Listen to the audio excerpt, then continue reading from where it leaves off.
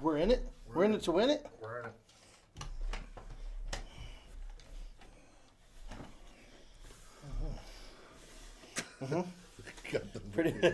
We're set up. We don't know. We're at least there. I see a lot of guys starting.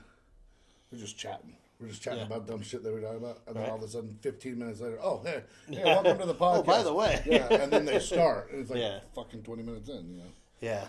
I think it should be laid back, so we're not like. That's what I prefer. Welcome to the Strength Starts Here podcast. Yeah. So, kind of, what made you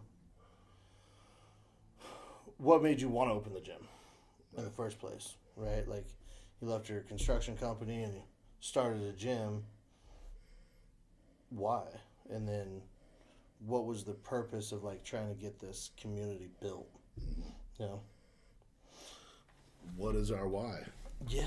What is the why of What's our the business? why? It's on the website. We should look it up. Is it? Yeah, I have a why that I wrote. Our why. What is the why of Be Strong Powerhouse? Strength Starts Here.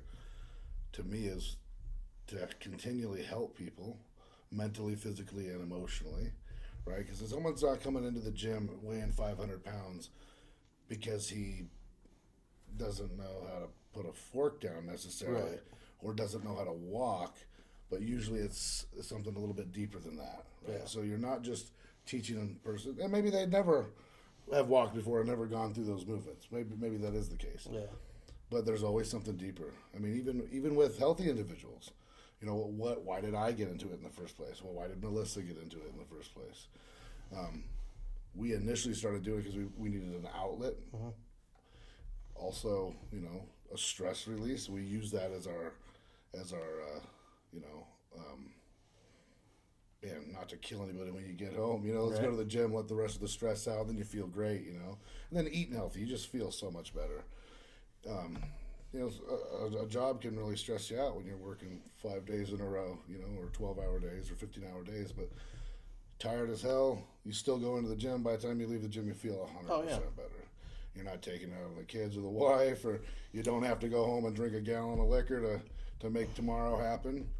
Yeah, and it's the whole mindset of like, I don't know, I'm too tired to go to the gym, I'm too stressed to go to the gym or whatever, but that's like should be the reason why you go. Absolutely. Because it's going to change everything, endorphins change, and, over time your energy levels will change as well, Absolutely. Pushing it, and after 3 weeks, right? Like 3 weeks to create a habit. Yeah, and then it's every single day to maintain that habit, Yeah. And it gets easier, you get in the sense of a routine, but doesn't mean we love to do it every single day, man. We're dealing with injuries or goals that we have for ourselves because we're our hardest critics most of the time. Yeah. That we're trying to set, and little things pop up, and you still got to plow through, regardless if you want to be in there or not, and work through the injury. Do the mobility that's necessary, do the repair, and work that's necessary to get there, and not just give up. Well, I think that's my hardest thing too. Like coming in, especially coming into a comp. It's those last 2 weeks that's really hard for me to get in the gym. Oh, yeah. Like, it's those last 2 weeks, because whether it's like, self-doubt or whatever it is, I'm not ready, I didn't do enough. It's pointless at this point. Whatever it is, I'm just beat up and tired. I'd rather just sit down on the couch and watch a show, So it's definitely those last 2 weeks. Very similar going in. For me, it's more like 4 weeks out. Everything gets super, super intense, right? Yeah. You're getting real close to the numbers you want to be putting up at the meet or the comp, the event you're doing. And then, man, you're pushing that line. What's as much as you can push before you break, right? Yep. And sometimes you're kind of going over that line during those last 4 weeks. And like you said, a little bit of self-doubt sometimes. Hopefully you can crank through that. And then you got the athletes that thrive in those environments. Yep. I tend to not be that one. I thrive in the gym, but when you start getting to the competition, when you're on a platform or at the meet itself, I mean, experience helps with that too. But I tend, Melissa performs better when she's in that environment. Yeah. For me, she thrives on that stress I get, right? Like that adrenaline rush, people screaming at her. Is she gonna still be the badass in her head as she is to everyone else? Right. Oh yeah, those last few weeks are the hardest for sure. And then, eating all the food you need to eat and the calories, especially for strongman, you got to keep the calories super freaking high. Yeah. Keep that energy level. You're burning through how many a day, especially when you're doing multiple. Those days are long, man. I think it's so like mundane and tedious. So you're like, okay, I'm tired of this, right? Like, bodybuilding is that way. I'm sure is, I'm tired of just the chicken and rice. I'm tired of, 7 almonds or whatever it is. Like I just want to eat. I just want it done. Off season, you're eating this much food. You're like, man, I just want to go into cuttings. We can cut half the food out. Just so much food, and then just pick a show that's 3 weeks earlier, so we just get it over. And then you get into the cutting phase. Man, I just want a cheeseburger. I just want some food. Yeah. But so it's definitely the community we've tried to create here with that strength sport mentality is more than just bodybuilding or lifting weights or strongman. It's every strength sport you can. We incorporate Olympic lifting into your functional fitness, and then you got your powerlifting, which we use as powerlifters, whether we're powerlifting or bodybuilding. A lot of the bodybuilders, we still use all those compound movements. I mean, that's what gives you that hard look. And then the strongman, all those different implements. Building that environment to where we're all here feeding off of each other's energy, whether we're a beginner, whether we're 500 pounds, whether we're on the Olympia stage, whether we're performing at World's Strongest Man. Right. This community acts as one. I mean, there's no, like, I'm better than you because of this. No, we're all here to help each other. It's the coolest thing I've ever seen in my life. I think we've have at this facility. And it does. Like, when I talk to people about the gym and the community, the spectrum is, soccer moms that, just had a kid that just want to get moving again to Olympia contenders, right? Yeah. Like that spectrum, you got guys that are deadlifting almost 1,000 pounds. You got guys that can't deadlift 95 pounds, right? So that spectrum, but everybody has the same respect for each other. And I think that's the big difference over a lot of other, I don't want to say sports and stuff like that, but as an individual of sports, as powerlifting, strongman, bodybuilding, Olympic lifting, all of them, as individual as they are, they're all come down to a team. Absolutely. Right? Like you can't get through that training without a team. My days of my training partner's not there, tend to run a little longer, and I have a little less desire to be there, right? Like, so you do need that kick from somebody else. And again, like, we can have someone that just got into the sport sitting on the sideline, rooting us on, for a max attempt or whatever it is, and it's the same as if, a champion was right there. Yeah. So, just kind of having that mentality and that ability to fuse that together in one gym with that many different personalities is interesting. I've never seen it before. Have you? No. I think it's pretty cool because I'll get these soccer moms, like, gals in their mid-30s. They're, they have kids. They're maybe never worked out. I've had one just recently. She's never even trained. She doesn't look like she needs to, but she's, she wants to harden up, tone up a bit. But she's intimidated by all these big dudes in the gym or the style of facility that we have, being a lot of weights and strength. And, I said, as we're talking there, I said, look around. Is anyone looking at you? Not one person is looking at it, We're paying attention to our stuff. But like you said, when you go in for a big rally, a gal squatting 135 for the first time, everybody gets behind her. It's awesome. It's crazy. It's just like a dude that's lifting 1,000 pounds. Yeah. Corey pulled, 9 something today, I think it was, and everybody in the gym stopped. Mm-hmm. Just the same way as the girl that came in for the first time tonight was PRing on like a 70-pound squat. Right. It's the same across the board. And I've been to a lot of gyms. Been in the strength world, I'll call it, for quite a few years now, and I've never seen it that way. Yeah. Usually there's there's a lot of different groups and cliques. Yeah. And oh, they're the strongmen. You don't talk to them. Oh, they're the bodybuilders. They're narcissistic. Leave them alone. Mm-hmm. Whatever it is, and to have that all in one room, and literally one room, right, is impressive. Yeah. Going back to that mental side of things, because the strength training tends to become probably one of the easier things to do. Oh, yeah. So it's the easiest thing to pick up and learn, maybe to get to those big levels that you want to get. That is where it becomes a little bit more difficult. But the mental side of things is, and the emotional side is a really, really large factor. I mean, you see guys at a higher level dealing with it. You see gals when they first come into the gym, their anxiety is super high.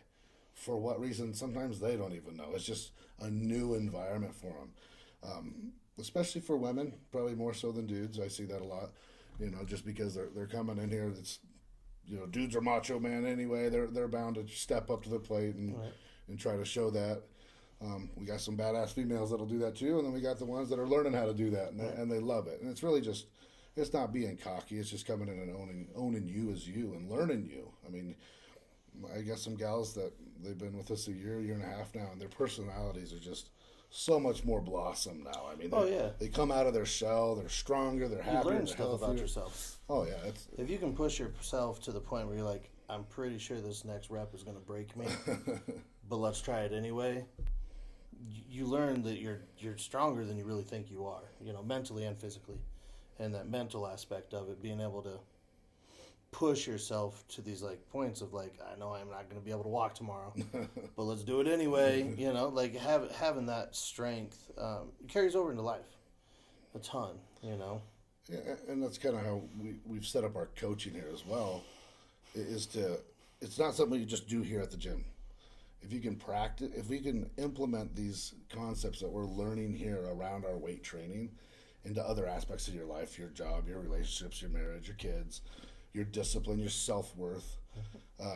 It's all the same. The concept is absolutely the same thing. It's the same exact steps in every part of life. It's just and we use weights as our tool to teach that. And that's how I've been able to get where I've gotten, just from, kind of learning that as a young guy.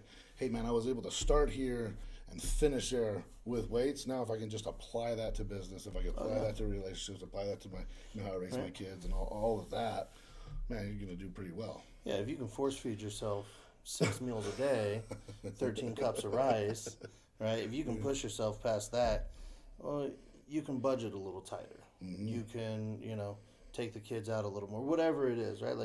You start to learn these disciplines, and like you said, implement those throughout the rest of your life, and being able to apply it and still learn, continue growing, right? Because I've always said, as soon as you stop learning, you're done. Yeah.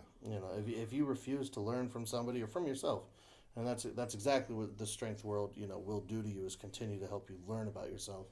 As soon as you stop trying to learn that lesson, though, you're just gonna stop. You go stagnant, and then what's left? There's so much out there too to learn. I'm learning every day. Thought I was a good coach 10 years ago. It's just the beginning. Every year you get better. The more clients you coach, the more people you talk to, the higher the other coaches in the industry that are, sharing their knowledge and practicing their principles on top of what you know, and trying to share with your crew. Our coaches here, and pass it along to the clients. The best thing for me, and the most fulfilling thing I get out of it, is seeing someone come in, try hard, and actually do something better for themselves, and then being proud of it, and then continue to carry on and get better after that. Yep. I mean, that's the goal, right? Yeah. I mean, I always tell a lot of my clients I would coach for free if I could afford it. But not only that, there is a part where someone puts a couple of nuts out on the table, some cash out there, that makes them a little bit more disciplined on their end as well. Holds them accountable. Yeah. And again, then that accountability goes into the rest of the, do I need this donut right now? Well, if I eat this donut now, I got to do this to burn it off or whatever, coach is going to find out, whatever it is, right? How many times I hit that snooze button in the mornings? I just get my ass up and do my cardio. It's accountability. Right. Just get up and do it. And we all have our days. I mean, even the best of the world, they think, oh, they're that way because that's how they were born. No. Nah, I think maybe they had a couple of traits, but they had to work every single minute of every single day to do that. Yeah. Melissa's got a really good saying, and it's do all things as one thing. You do one thing, you do it all the same. Yeah. You put 100% effort into every single thing you touch. The same. I do. That's a learned behavior, though. Some of us, very few are blessed with it, right? Yeah. Yeah, I think it's a learned behavior. But everybody can. I mean, literally, it's as easy as 1, 2, 3 every single day. Just write those 3 to 5 things down and do them every single day until you master them in their second nature, and then add to them. Oh yeah. I mean, it's that simple. Yeah. Hard, but that simple. Concept simple. Right. Hard to make it part of your routine, right? Because you got to work at it. That's the hard part. Right now is going back to 10 years ago, being a different coach and a different athlete. I always get asked, "Oh, how long have you been working out?" Well, I started working out in high school. Right. I was a punk in the weight room, right? I thought my 400-pound leg press was cool, right? Like, and then I literally can look back and see these stages of like evolution, we'll call it, of like what I know, what I can implement, and learning how to coach better, how to different clients take different ways of coaching them, right? Like you can't teach this one the same as this one. You got to change up a little bit here and there, and going even over the last 10 years, changing from powerlifting back to strongman, completely different game. But it goes back to that continuing to learn. Mindsets are very similar, right? You got to come in, you got to do the work. Yeah. Every day the routines are similar, but the lifts are different. The implements might be different. Yeah. The pain's the same. Pain's the same, right? The mental blocks are the same, right? The pain tomorrow and the next morning are the same. Talking yourself into coming in 5-6 times a week is the same. And I do believe that that's across the board. I think that's the hardest part for people starting, right? Because they come in and they Is go. the 5 days a week? I think it's just the going balls to the wall the first 2 days, and then that third day they're like, wow, this affects my life in ways I didn't think it was. There's smoke. Yeah, I got to use the bathroom differently now, Grab bars everywhere. Let me use the handicap stall because this ain't going to go well. So, being able to break that barrier, and I think, and not that those people are weak-minded or whatever we want to call it, but it's not for everybody, but it really should be and can be. It can be for sure, yeah. Right, because it doesn't have to be at that ultimate elite level for every single individual, man. It can be as simple as a 30-minute routine 3 times a week. That's going to be better than, what do they say, statistically it's like 90% of the populace. It's a pretty insane number, Yeah. Did you find that when you coach other individuals, you learn more yourself? Oh, yeah. On maybe technique on movements as well as different learning styles and Yeah, and I'll still do it to this day, like where, I'll be teaching a log lift and a cue I have to give someone, I'll take that into mine and be like, oh, that flew a little bit easier this time, and maybe I thought I was giving myself the right cue, but it didn't click the way that, I had to explain it. And not that lifter and I are the same that way, but sometimes it clicks differently, and even internally. Or even you're teaching, you give that same cue to one lifter, and it's like staring at a brick wall. Oh, yeah. So you got to find a different way to teach them the same exact cue. Oh, yeah. And it's different terminology, but it's teaching the same thing. Yeah. Right, like there's a lot of lifters, if you tell them how to squat, sit back like you're sitting in a chair. Right, like that cue works for some people. Not that they're literally going to sit back on a toilet, but visualize it, right? When I tell people how to deadlift, visualize a leg press coming out of the hole, right? Like, that's one of the biggest cues I can get people to engage those quads and those, glutes. Hey, leg press it, let's go. That doesn't work for everybody. Right. And you can sometimes they're like, wait, but I'm deadlifting here. I'm not leg pressing. Why would I dead? So you got some people. You got a little bit more textbook. Okay, this is what we're doing. Right. We got to, start from the heels, work our way up to the hips, and then structure the lower back to upper back and arms. But. And I can see that in a couple of even my training partners. One of them was very. He needs the why. Right. He needs the textbook The answer. mind's a little bit more that way. Yeah, and he needs to know, like, give me angles, give me degrees, give me this, And the other one's bro. Oh, yeah. Bro terms. Bro, sit down on the toilet when you squat. Yeah. Oh, okay, cool. Got it. Beautiful squat. Right. Yeah, I've learned that a lot, and I think somebody else had mentioned it one time. It's like, you know, they said, you're really good because you can tell the same thing 5 different ways. Mm-hmm. And he was saying that I just say it one time, they don't hear it. I say it louder the second time. I just get a little bit louder the third time, a little bit louder, and then I give up after that. I think that comes from being a parent. Yeah, that could be part of it too. Yeah. You used to reiterating things. You know, for you know, even I could coach correctly 10 years ago, but the techniques I've learned now, I can coach the same thing in a fraction of the time. And that's what's really cool to me, because now we can take athletes and progress them through a program a lot faster. They're finding the value out of it. They're coming back for return. Yeah. You know, and that's been key to me, because I want to be as efficient as possible that hour we have when we're there. You know? Right. Do you think that the changes in popular technique has forced you to change how you explain things? So, like, you know, a few years back, and, you know, I'm bad with timelines, but let's say 5 years ago, knees over the toes in a squat was terrible. Right. But now people are realizing, well, then how are these Chinese squatters that like 95% of them go over the toes or with their knees, why are they so good? So it's not a bad thing to have, right? Like, you can allow some knee drift. Do you think that teaching people now is harder with those like techniques changing, or like the common conception of it changing? Or I think it's different techniques. To me, what you explained was a powerlifting style squat and an Olympic style squat. Yeah. Those are two accurate movements. What does the individual want to learn? So the Chinese, you know, or the Asians or the Russians, you're probably talking about Olympic lifts when they're lifting. They're lifting from an Olympic. They got raised heels. They're doing a wide snatch, you know, or they're snatching to a full squat, right? That's an Olympic style lift. That is the dynamic of that lift. Yeah. That is the correct way for that lift. When you got a power lifter, we're going to load them a little bit differently. The same with a strongman, right? They're going to, maybe they have elevated heels, maybe they don't, but they're using a lot more hip, you know, well, probably different, not necessarily more hip, but just a different technique. Yeah. I think there's two totally different techniques. So for me, it's just. But the gear's getting used the same, though. What's that? Because now in powerlifting, you've got all these raised heels. Right. You know, I mean, was at a meet and I saw someone lifting and doing the bench press and lifters. That's weird to me. That doesn't make sense to me. Right. Just because that's not what I'm used to, right? Now even in strongman, so you got log lifters.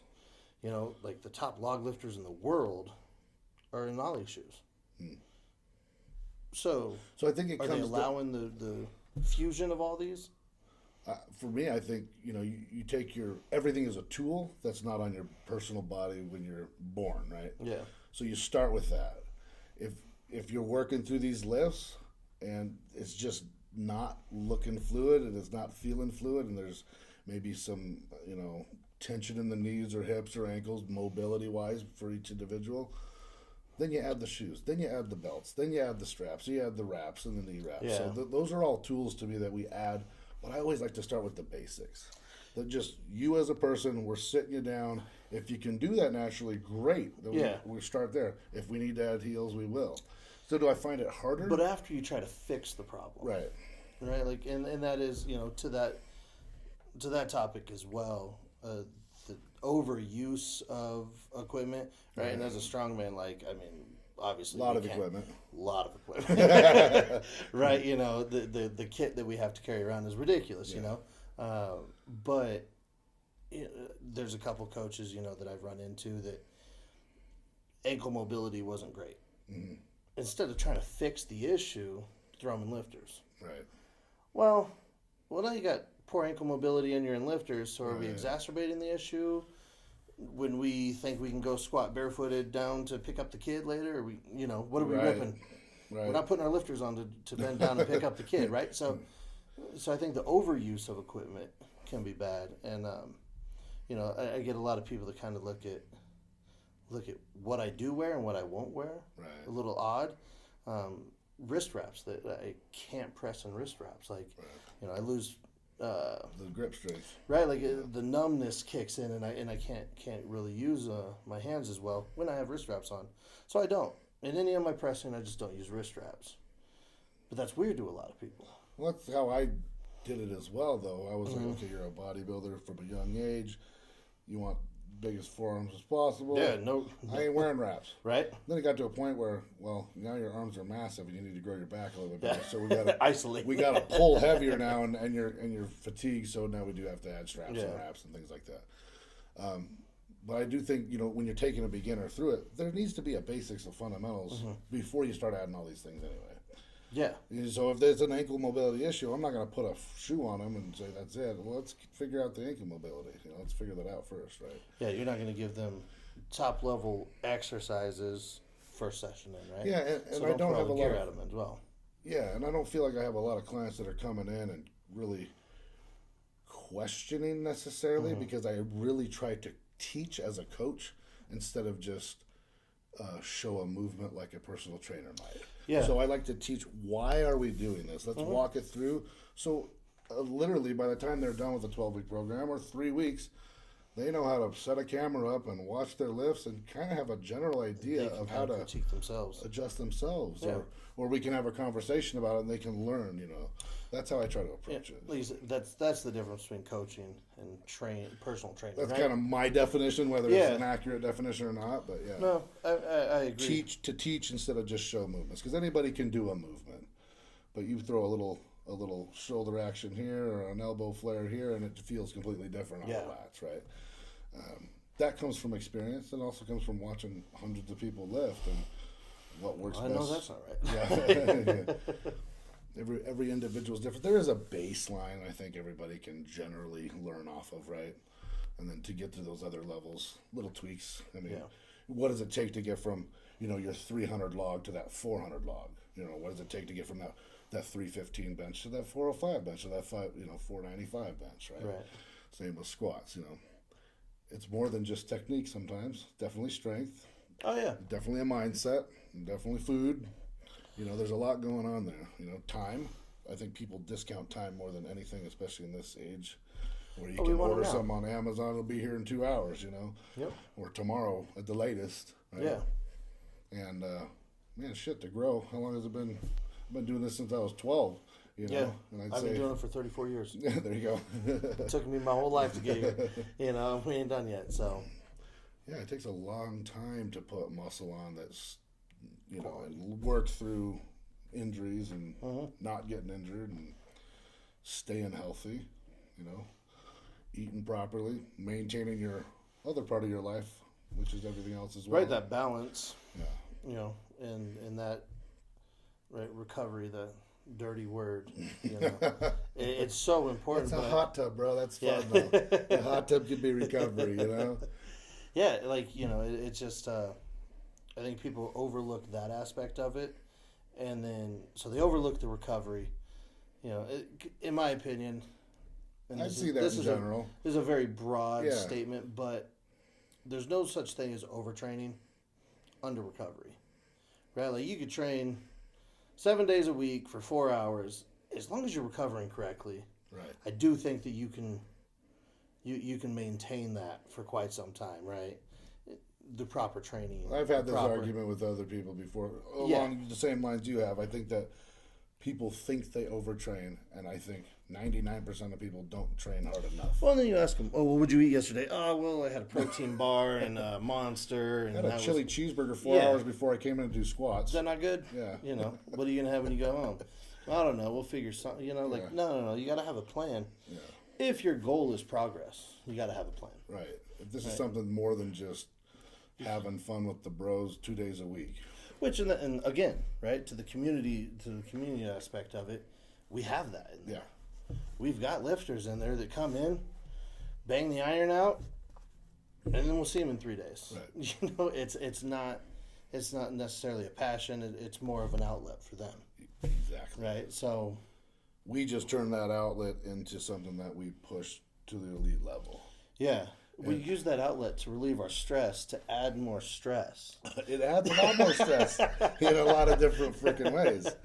But, what we're both blessed is we got females that are professional athletes already, or significant others, and that really helps. So our crazy, extreme lifestyle is actually our normal because we both live it together in each household, And then we come together in here, and it's just like, that's what we do. I mean, Yeah. that's our life. And pretty rare. It's a small percentage of the populace that actually has that, I would say. Yeah. I mean, most professional athletes, it's usually just the one, and then the other's there to just support the whole time. I think that's, runs out at some point, right? I don't think that's sustainable. No. I think it can work. Many of times it has. Oh, yeah. I think the other way, where you have two high competitive people living in the house, could be negative as well. I've found how it works with us very well. I mean, we have our times, we do things together. When it's her time, we focus on her. When it's my time, she focuses on me, and boom. Yep. And we do everything at the same place at the same time. Our vacations are built around the same. I mean, oh yeah, the whole life meshes. It's I awesome. get to go on vacation to Mission, Texas in 2 weeks. I mean, come on, Yeah, right? and they're okay with it, and and they want to support it. And sometimes you'll have to take a back seat when it's her show, right? You probably don't have any shows around, any comps around her I cancel show. all those, yeah. Right. We're both actually on stage bodybuilding, so it's a little bit different. We can actually kind of do it together, and we're going to try it this year. Try to get one show on the same day with both of us, so we'll see how it works. Yeah, and I think that's the upside to maybe your guys' relationship is that you both are in the bodybuilding world. Right. Whereas Carrie and I are bodybuilders, strongmen, so There you go. diets are completely different. Right. Training styles are completely different. So, it's a little bit harder. yeah, and we make it a point to at least one time a week work out together. Right. Right? And And that's our cool. Yeah. that's our date night. We'll go work out together, and then we go get dinner and maybe see a movie that night. Mm-hmm. And it's like our date night, and it's understandable on both sides because, well, we both have goals, right? So then, when you guys are chasing the same goal, you're both not eating, Right. what you want. My diet gets to get a little loose when we go out on our date nights, but at least we still have that one night to train together. Which when we first got together, we always trained together. So it's kind of a weird transition into having to train separately, and Very similar on our end because I literally probably didn't live with her for 20 weeks up to my show. I probably had a couple of days. I had a different training partner, but we're actually hitting certain days every week now, and we're always at the gym. When we train at the same time. So if I need a drop set or a max set for load, or a rest pause, if we're not doing the same exact program together, we can just jump back and forth and help each other. So that's outstanding. That's awesome. But I think even where you're at, where there's two different activities, right? Strongman and figure bodybuilding. At least you both have an understanding of what it takes at both of those levels. Yes. And I think that's where when you have someone who's not really a lifter or not a professional, they don't really have an understanding of why do you have to do 6 minutes a day? Why do you have to train 7 days a week? Why do you have to do cardio twice a day? Why are you always posing in the mirror? Why are you always watching the videos, YouTube videos of this. I mean, it's all consuming, and is there really a balance? I think we probably have more of a balance than a lot do because we're both of our spouses are kind of right there doing what we're doing as well. Yep. But I mean, I lost my train of thought where I was going from there. But anyway, yeah, great spouses, great support system. Yeah. I mean, we're lucky in that regard. But I was saying balance. What's the balance? I mean, when you're both trying to be professional athletes, that is the balance. Yeah. It's all in for that, No, absolutely, right? Some nights she doesn't want to come in and train, and I'm like, I have to. And she goes, okay, well, I'll be in there too. Yeah. And what that does also is it allows you to, I guess, revel in the victories together. Right. And the progress together. And the injuries together. Yeah. if you get them. Yeah. So I think that having that support system, even if somebody's spouse isn't a pro athlete or whatever, right. I think we're lucky to have spouses that Absolutely. are pros, but I think, I go to some of these comps and the wife's always there. Mm-hmm. Wife's always there helping with the kit, always there helping with the meals, making sure that, they're getting their, Theragunned and all that, doing everything they have to do. But they have no interest in the sport. They have no, Right. that's not what they're after. But to be able to have that support system, and again, going back to that community, down in, Vinny went to Florida. Mm-hmm. What did he take, 4 or 5 people from the gym with him? They wanted to go. Yeah, It was awesome. and then now we got this meet in Flagstaff. We got There's what, six members going to compete, 6 or 7 members and 1 or 2 coaches. I mean, and then after that it's Yuma, and the same thing. There's a group going down to Yuma to cheer on 3 lifters. mm-hmm. So that community, extends. We got a lot of new lifters now too. Ton of them. So seeing at this last weekend, coming out for Justin and Cisco, Mm-hmm. Seeing that turn out for them, all that's going to do is just drive them to, one, do better that day, but also come back into the gym and really hit it hard to progress next time. That way, because you do, whether it's egotistical or, self-centered or whatever you want to call it, you want that support. Right. Some I would call self-centered. Right, and I would call most people a liar if they told me they didn't need a support system. Right. Because, I don't know, I'd be interested to know how many people made it to the pro level, to the elite level, to their goals without a support system. I'd wager that's pretty small. Right? It would have to be. I'm sure there's guys out there that can do that, and, Yeah. some of us are more independent than others. Yeah. I tend to be very independent as long as I have my one person. Yeah. But I'm still dependent on my one person, right? Yeah. So, I think Melissa tends to be one. Hey, if you're there, I'd love that. If you're not there, I'm still conquering the world, right? It doesn't matter to her. She's going to freaking do it, right? Yeah. And that's not necessarily even a learned behavior. That's sometimes, I think that's a God-given gift. I mean, Oh, yeah. some things, they write books about how some people are just naturally born, and that's the very few. And, Oh, yeah. having that around us is awesome, because that's what that community strives for, is like that push, that ultimate desire to be that, every day. I want to be that when they walk into our facility. I want to be one of these guys in here doing whatever they're doing, because that looks cool, and man, they're having fun at it, and everybody's here cheering them on, So that's pretty cool. Well, absolutely. Was Melissa more or less motivated in her career? Because was Melissa already pro when you guys got married? Mm. Okay. So was she more or less motivated in pushing that level of professionalism on stage, more or less when you guys got together, than she is now? Did she push it more or less than she does now? She's the same. She pushes the same 100% of the time. Now, when we first got together, she just came off of a show, and we transitioned into powerlifting for 3 or 4 years.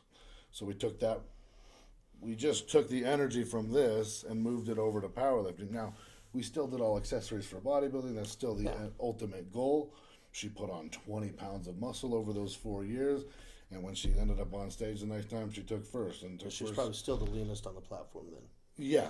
Oh, exactly. And she never got fat, Right. I mean, she thought she was fat. Oh, fat with a six-pack. Great. Yeah. Vascular legs and fat. Okay.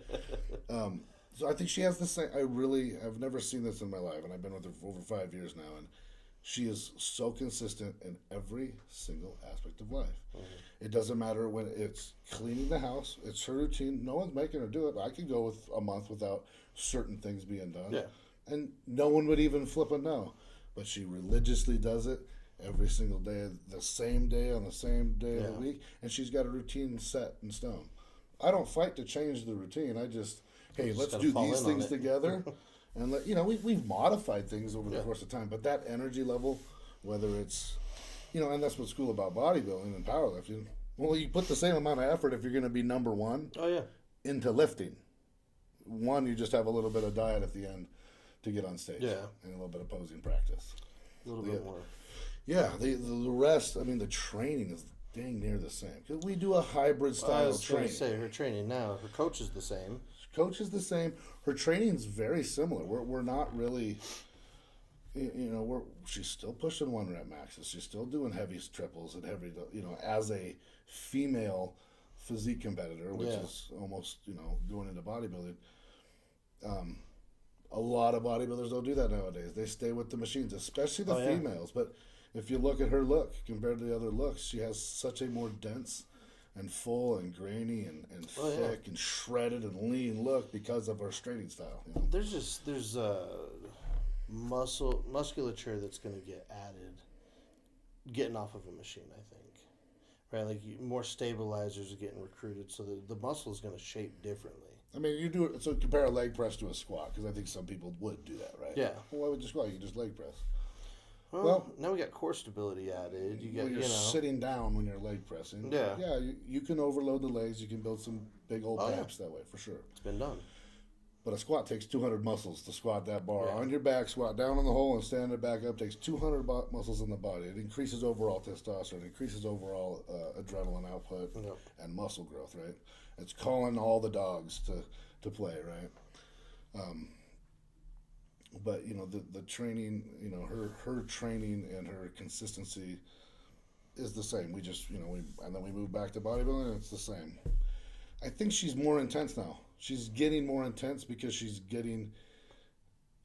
at the top of the world. She's like pushing to be number one. Where'd she place at Olympia? She was 6th the first year out. 6th in her debut. Debut at the Olympia. She won 2 pro shows and then straight to the Olympia for the first call out, 6th place. I mean, that's the top echelon in the world. There's no higher level than that, Yeah. So this drive to just be even better and owning it, I've seen in the past year just the mental. Okay, so the mental side of things and the emotional side of things are one, and everything's one now.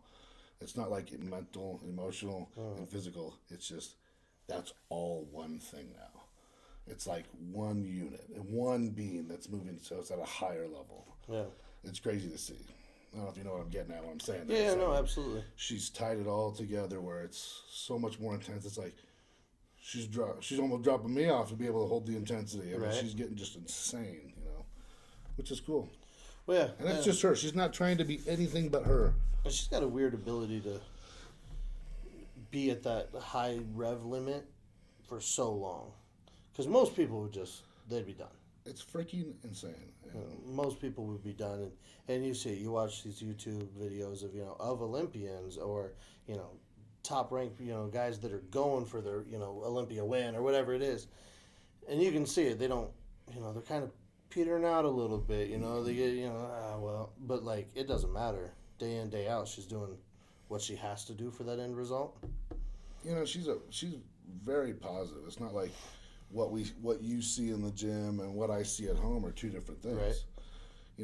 You could say that some people, everybody has their day, right? Where they might have an off day. She doesn't have very many off days. I mean, I might count 2 a year. And that's that's insane. That's insane.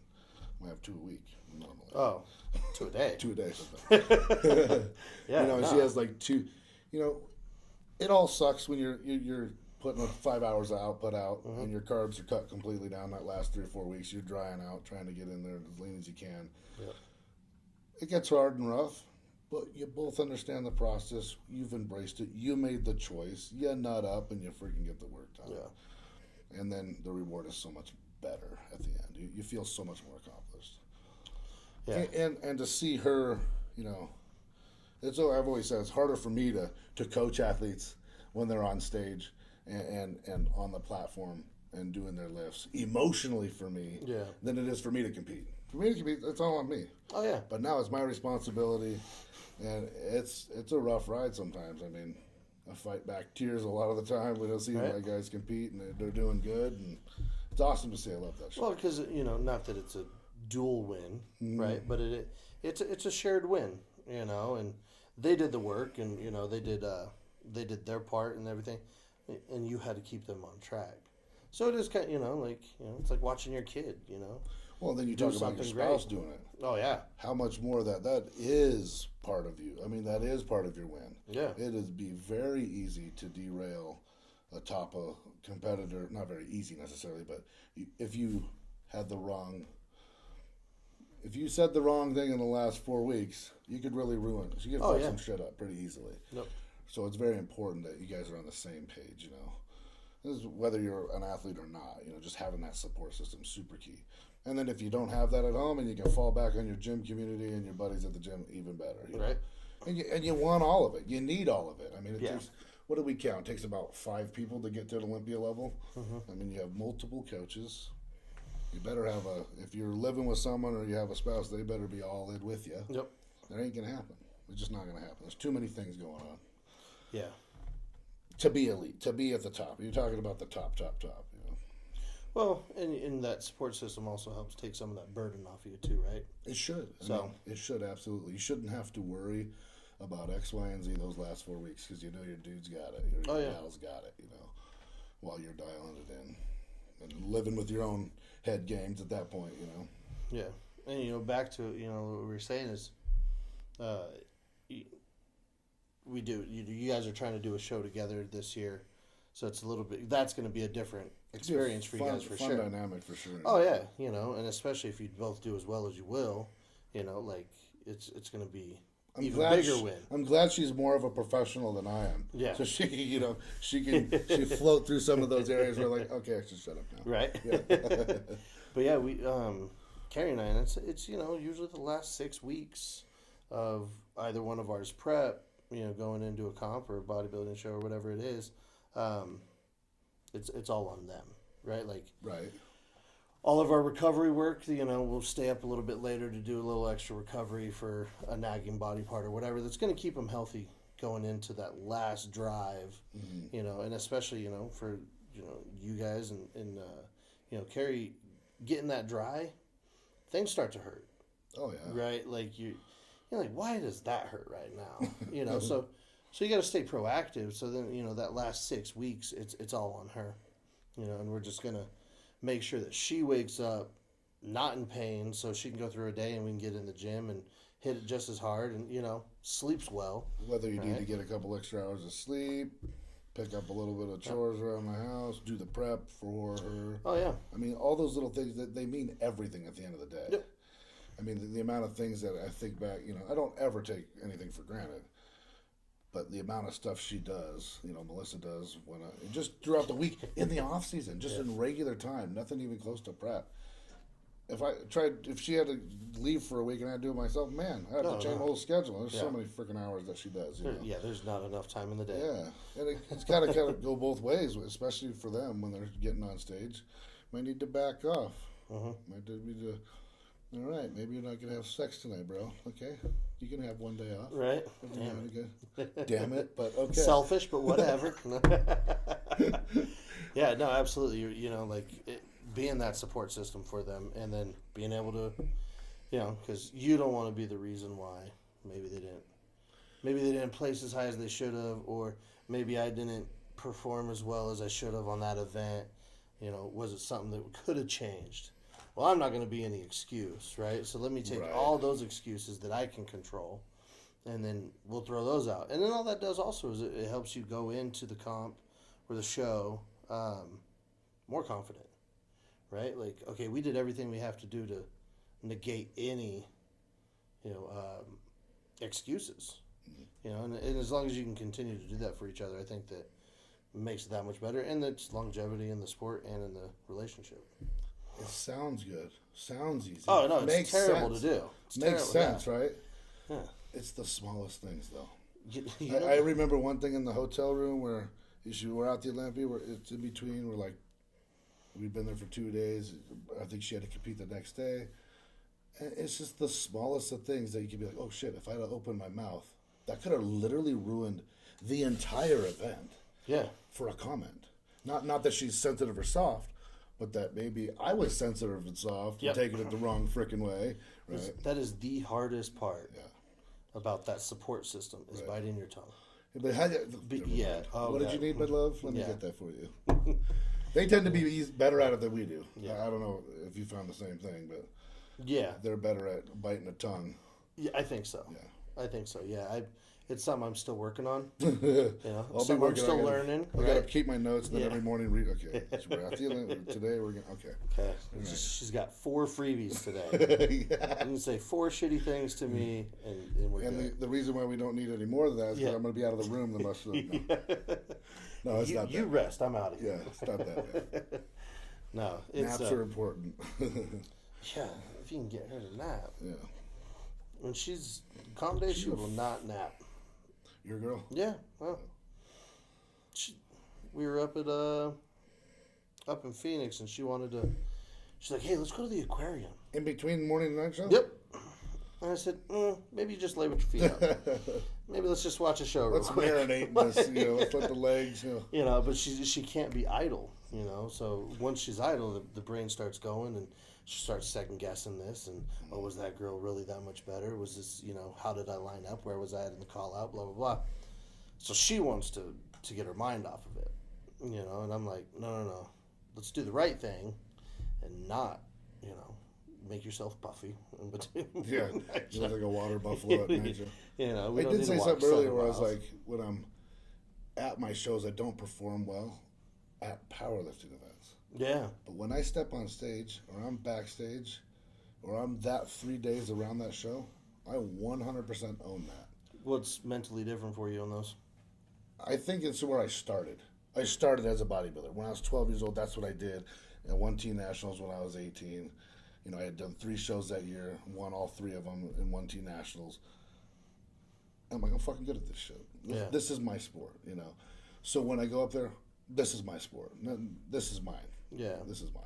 Where powerlifting was something that I always practiced, but I never did a lot of 1-rep max. I was doing it for bodybuilding, so I do sets of 5 or really hypertrophy style work. Would be heavy, but it would be high reps. It wouldn't be 1-rep maxes. And there's just something about them 1-rep maxes that I still haven't conquered in my own head yet. Oh, they're terrible. Yeah, especially every single one of them, squat, bench, or dead. They're extreme for me. Yeah. I'd much rather do a 5-rep max or a 3-rep max. Let's do a sport like that because I don't know something about that 1-rep that it's 3-rep max powerlifting. I don't know if it's going to take off. Well, if it's a 10-rep max, I'm winning that shit. Right? Yeah, I got the endurance for it. No, yeah, it's. So it's almost like comfort. So it must be because that's where I started, and her and I started in more of that. Let's walk on stage. Now, I do like the limelight. I do like flaunting. But you're not going to see me take my shirt off every single day in the gym. Yeah. I'll do it around when I have to go pose right toward the end or check an ab shot or something. But I'm not the guy that's taking the shirt off to work out, to take the shirt off unless it's 120 degrees. Unless it's hot. That's a different story. For me, I always did it for me. This is what I wanted. And it was intimidating when I'm 18. I got to get in my little banana hammock up there on stage in front of hundreds of people. That was definitely intimidating. Growing up very conservative, etc. Right? Yeah. But now it's like, man, you got 400 other dudes on that same day. Yeah. I mean, give me a break. I'm shredded. I look good. I'm looking at the part. Here we go. I don't know. I think it's just because that's where I started. That's what I love. Not to say I won't do another powerlifting meet. Not to say I won't do another strongman meet or a strongman meet at some point in time. I feel like I did a lot of that when I was a kid, though. Yeah. Humping sandbags and concrete bags and wheelbarrows all day long. So people do it for fun. Yeah. What's wrong with you guys? You pay us. Actually paid. We pay us to do this. Yeah, that's the oddity. It's different strokes for different folks. And I really don't know what the allure of strongman is. For you? Yeah, just for people. Just for people. Like, why do you want to do this? Like the static events, I understand. To watch it, I know. Oh, I love it. Yeah. But why do you want to take a 400-pound sandbag and run with it? Why does that appeal to you? Why do you want to press a 400-pound log over your head? Because I want to have the heaviest log in the set. It's an ego thing, right? Yeah. It is, right? And I think that's the difference between static events and moving events. And maybe that's why I don't understand CrossFit as much because, you're just trying to get from here to there as quick as you can and then do 10 of those and then 18 of these, So, but why? Why not just stand there and figure out how heavy of that deadlift you can get? So there's that, but, much respect, like those guys are way more fit than I'll ever be in my life. But I don't know what the allure to strongman is. I think it's a genetic thing too, partially, or how your body's built. I don't know if it's necessarily genetics or where you started, but man, I can't be a CrossFit athlete. Yeah, I'm way the flip too heavy. Yeah, it's insane. I love the amount of work those dudes put in. And what they can do blows my mind. It's crazy to watch. Have you ever tried it for half an hour? Oh, never for a half an hour. I tried it for half an hour. You freaking die. You know I couldn't make it a half hour. At us, we freaking die. Yeah. These guys are just insane, and they do 7 days in a row. Mm-hmm. It blows my mind. That's why they learn to watch it and to be impressed by it is crazy to me. But I do think that title, though, the fittest on earth. That's pretty cool. That is, it's a fitting title, right? Like yeah, like it really is. Like, how can and I don't know what the numbers were this year, but almost a 600-pound deadlift, and then you got to go run, and then you got to do 18 muscle ups, and then you got to do handstand. Like what? Well, just look at the progression. That's pretty damn fit. When did they start? 12?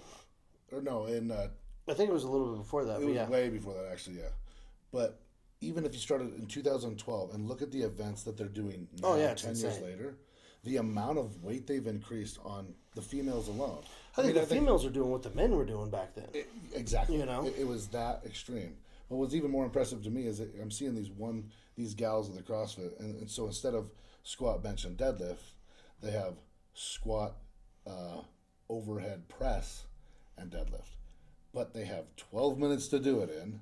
It's 4 minutes each. They get 3 attempts on each one, but they have 4 minutes on each one. It was raining, and they were doing very similar weights to what 148 powerlifters do.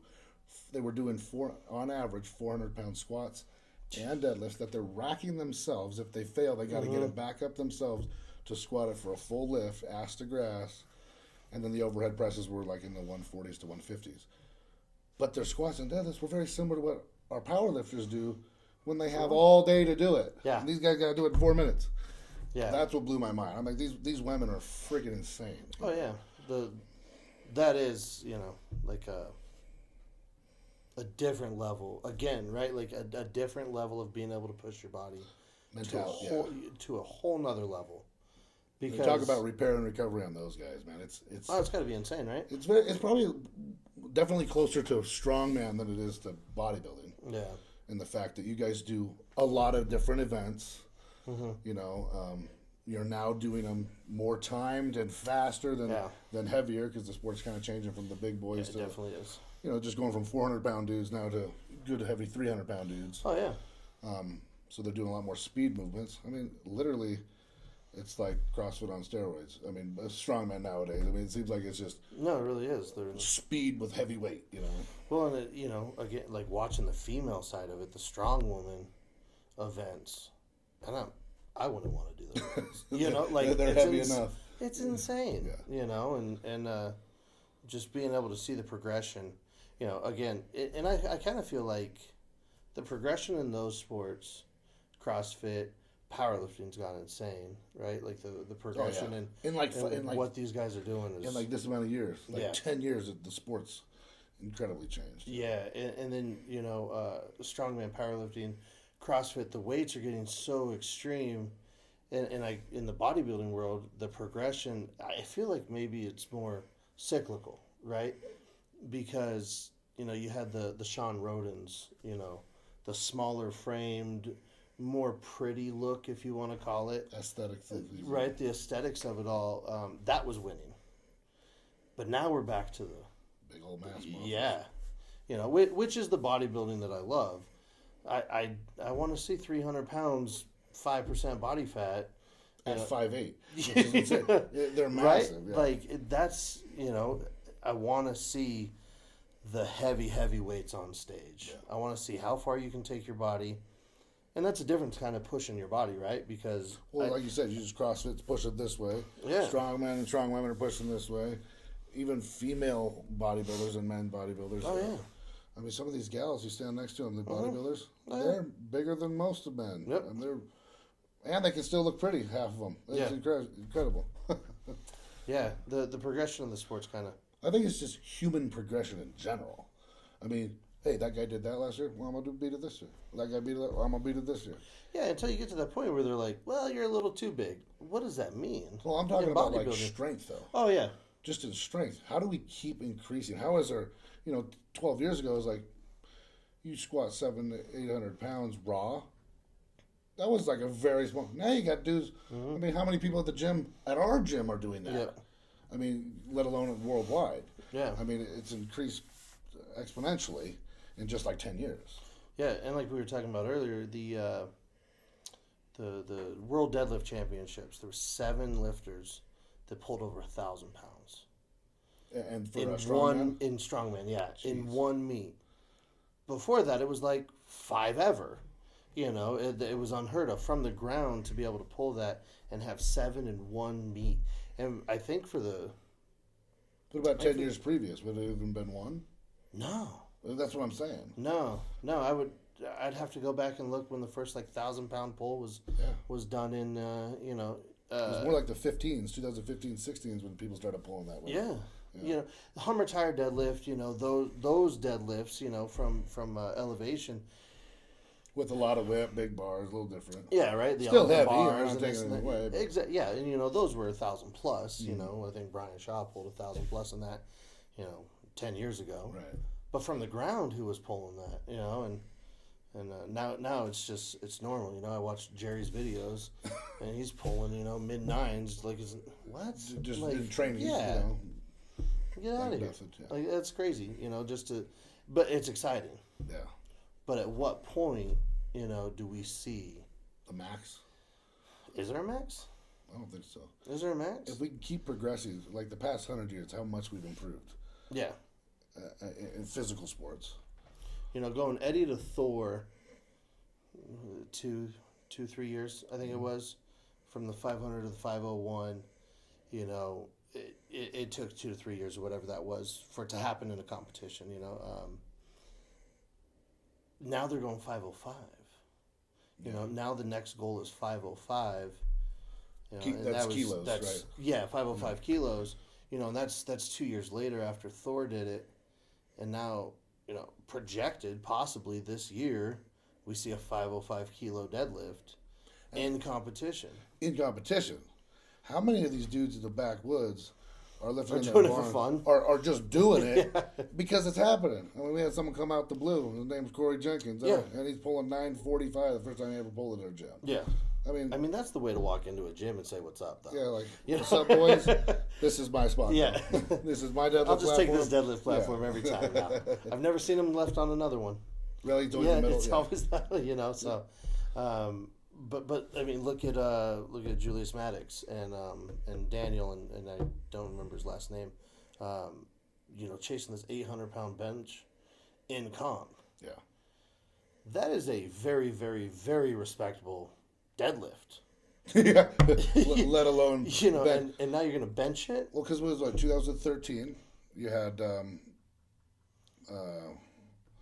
Eric Spoto, 744. Yeah. And then when did it get beat? I think it was just recently. It was the 800s that were beating it. Julius Maddox. It was did 2000. Was he 770, 760, It was like something? 2020, right? Yep. So it was 7 years that he held that title Yeah. at a 744. Yep. But dudes were out there chasing it because I know they were Oh, yeah. benching 800 before they got to the meet. Yep. Someone had to be, Zadrunas held the log lift record, Zadrunas Ficus log lift record for 15 years. Really? Himself for 15 years. Now, he continued to increase it. Every time, yeah. But it took 15 years for somebody to be able to beat that one. And it just got beat last year by Iron Bibby. And now it's looking like it might get beat this year at the log lift championship. And what does it get close to? 5 something? No, it's over 5. It's 200. I think they're shooting for 230 kilos this year. Like, that's insane. But right, It's like 570? I'd have to do the conversion on it. Or 530? So it'd be 460, 506. 506? Yeah, I think it's got to be more than that, then, huh? But it's is that cyclical? Do you only see these like shoots of strength in waves? is that gonna are these records that we're building this year, next year, are those gonna stop until 2038? You know, Is it? Well, I think it's probably sport dependent too, right? Yeah. Like, will strongman every year have the log lift record? If they do, it's probably going to increase more rapidly than if they. they've had it every year. Yeah. So they, whether it's Giants Live holds it or, So there's a way almost to get every in comp there. has, Yeah. one a year has a Right. a one rep max. At least one of them on the international level will, which is the fun thing about the Arnold this year. They're doing a max squat They are. for strongman. So that's awesome. Axle bar or just regular bar? it's a cambered bar, specially made by Rogue. The heavy duty one, man. Yeah, and I mean, I honestly think we'll see 2, maybe 3, Over 1,000. maybe. And we got dudes doing it in powerlifting. My money's on JF Carone, and then Martins might be up there too. I mean, his training videos have been looking good. So but yeah, powerlifting. Who's the guy that what's his name? The guy that just hit 1,032, I think it was. Squat? Bench in a shirt. It was more than that. It had to What's be his more name? than that. 1320. Yeah, I don't know. I'm half dyslexic. Yeah, I think it was more like 1320, yeah. Yeah, Is it a single ply or a multi? I think he was multi. Probably multi at that point. Kolb. Kolb's his name. But like he just hit that last week. That's an outlandish deadlift. That's an outlandish squat. But you're doing it on bench. Well, right before you came into the community like 3 or 4 years ago, we had Glenn Russo. Mm-hmm. That dude was a 915 bencher. He got the 15 Olympia title, 2015 Olympia title with a little over that, and then and at 50 years old, the single ply. This is a single ply shirt. Did a 906 in 2019 at 50 years old. I mean, that's insane. That is insane. And we wouldn't even guess by his age. He was just doing his thing. I mean, that's what he was good at. Yeah. But that's longevity. Right. Right? Like, to be able to do that at 50, everybody wants to count out the old guy now. I think the sports are getting, in general, older. Mm-hmm.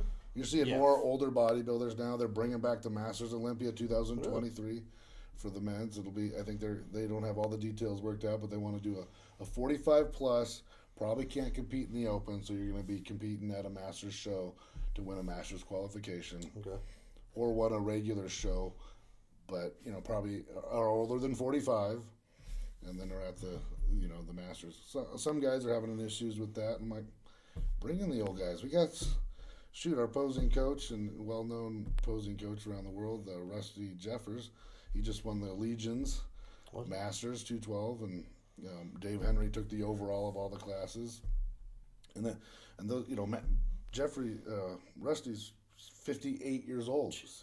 Look phenomenal. Yeah. I mean, at that age to look like that with the skin, the muscle maturity, density, size still. It's not easy. It's incredible. Right. And then Dave Henry, he's just right over 45, so he'd be one of those guys that probably would be a big contender for that. So I especially if there's some prize money on it, it's going to be a big deal for sure. Keep them coming. Yeah.